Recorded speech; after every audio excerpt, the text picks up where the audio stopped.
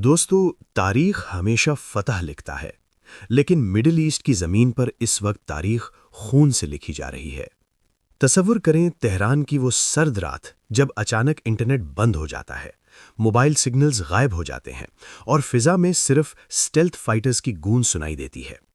ये कोई Hollywood film नहीं, बल्कि अप्रैल 2026 के वो तल्ख़ हक़ाइक़ हैं जिन्होंने दुनिया को वर्ल्ड वॉर 3 के दहाने पर खड़ा कर दिया है। ईरान का मिसाइल सिटी, इजराइल का आयरन डोम और अमेरिका की साइबर कमांड। आज हम इस स्क्रीन के पीछे छुपे उन राजों को बेनकाब करेंगे जिन्हें मेन स्ट्रीम मीडिया आपको नहीं दिखा रहा। कहानी का आगाज ईरान के शहर नटैंज से होता है, जहां जमीन से सैकड़ों फीट नीचे ईरान का सबसे सेंसिटिव एटॉमिक सेंटर मौजूद है। इजरायली इंटेलिजेंस मोसाद ने दावा किया कि ईरान ने 90% यूरेनियम रिफाइन कर लिया है, यानी एटम बॉम्ब बनाने से सिर्फ एक कदम दूर। यहां सबसे बड़ा किरदार है डोनाल्ड ट्रंप का। ट्रंप का हमेशा से यह स्टैंड रहा है कि वो ईरान को किसी भी सूरत में न्यूक्लियर पावर बनते नहीं देख सकते। ट्रंप का मानना है कि अगर ईरान के पास एटॉमिक बॉम्ब आ गया तो पूरे मिडिल ईस्ट का बैलेंस बिगड़ जाएगा और अमेरिका के दुश्मनों को एक ऐसी ताकत मिल जाएगी जिसे रोकना नामुमकिन होगा। ट्रंप ने वाजह कर दिया है कि ईरान का न्यूक्लियर प्रोग्राम सिर्फ इजराइल के लिए नहीं, बल्कि पूरी दुनिया के लिए एक ग्लोबल थ्रेट है। इसीलिए ऑपरेशन नाइटफॉल के जरिए ईरान के न्यूक्लियर सेंटर्स को तबाह करने का फैसला किया गया। ईरान खामोश रहने वालों में से नहीं था। ईरान के पास दुनिया का सबसे बड़ा अंडरग्राउंड मिसाइल नेटवर्क है, जिसे वो मिसाइल सिटी कहते हैं। ये पहाड़ों के अंदर मीलों फैली हुई टनल्स हैं, जहां हजारों फतह और खैबर मिसाइल्स हर वक्त लॉन्च के लिए तैयार रहते हैं। अप्रैल की इस रात ईरान ने तारीख का सबसे बड़ा ड्रोन हमला शुरू किया। तकरीबन 400 से ज्यादा शाहिद ड्रोन्स और 150 बैलिस्टिक मिसाइल्स एक साथ इजराइल की तरफ दागी गईं। लेकिन यहां एक इंटरेस्टिंग मोड़ आया। अमेरिका ने जॉर्डन और सऊदी अरेबिया के बॉर्डर के पास अपने नए लेजर डिफेंस सिस्टम का पहला बड़ा तजुर्बा किया, जिसने फिजा में ही ईरानियन ड्रोन्स का कब्रिस्तान बना दिया। अब एक बड़ा सवाल, अमेरिका इजराइल का इतना साथ क्यों देता है? अमेरिका को इसमें क्या फायदा है? इसके पीछे 3 बड़े मकसद हैं। पहला ये कि इजराइल मिडिल ईस्ट में अमेरिका का सबसे भरोसेमंद मिलिट्री बेस की तरह है। इजराइल की मदद से अमेरिका इस पूरे रीजन की जासूसी और कंट्रोल आसानी से कर लेता है। दूसरा फायदा है इकोनॉमी और टेक्नोलॉजी। अमेरिका और इजराइल के बीच बिलियंस ऑफ डॉलर्स की डिफेंस डील्स होती हैं।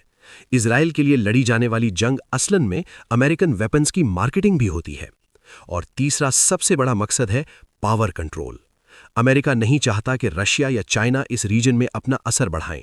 अगर इजराइल कमजोर होता है तो अमेरिका का इस रीजन से कंट्रोल खत्म हो जाएगा।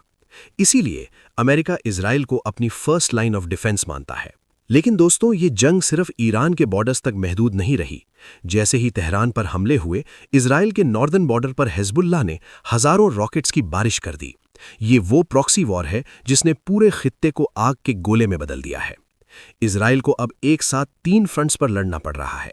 एक तरफ ईरान, दूसरी तरफ लेबनान से हिजबुल्लाह और तीसरी तरफ यमन के हूथीज, जिन्होंने रेड सी में शिप्स का गुजरना मुश्किल कर दिया है। एक्सपर्ट्स के मुताबिक सिर्फ एक रात की लड़ाई में इजराइल का डिफेंस खर्चा $1.5 बिलियन से भी ऊपर निकल गया है। अब बात करते हैं इस जंग के उन असरात की जो डायरेक्ट आपकी और हमारी लाइफ पर पड़ रहे हैं। मिडिल ईस्ट में लगी ये आग एशिया तक पहुंच चुकी है।